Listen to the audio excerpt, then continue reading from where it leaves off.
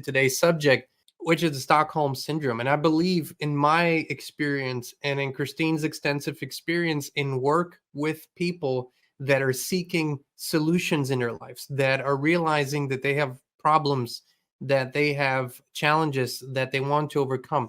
In this work, one thing has become absolutely obvious. Nobody gets better and really creates positive change in their lives unless they understand what the problem was. The whole thing, just focus on the solution without understanding the problem, does not work. But long term, you can only heal from something that you understand is a condition. And so we all need to understand one thing collectively. Most people suffer from the Stockholm Syndrome in varying degrees. And we're going to first look into a little bit what that Stockholm Syndrome is, because it's a worldwide condition. It has nothing to do with where you live. Most people suffer from it. So let's look at it. Stockholm Syndrome is a psychological condition where hostages develop positive feelings towards their captors, sometimes even defending them. It's a coping mechanism in traumatic situations.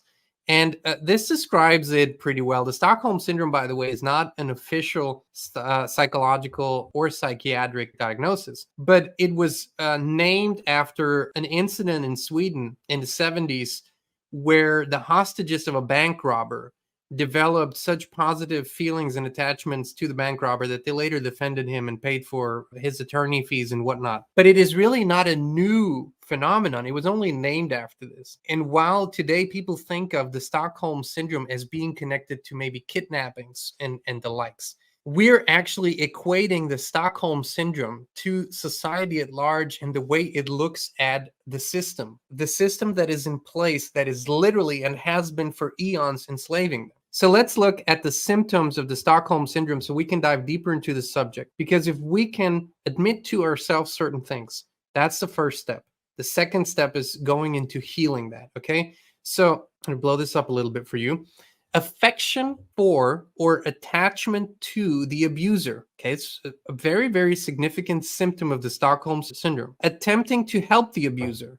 Distrust of or anger toward those trying to extract them from the situation. Very, very interesting. Rationalizing abuse. Perceiving basic dignity as kindness and feeling powerless.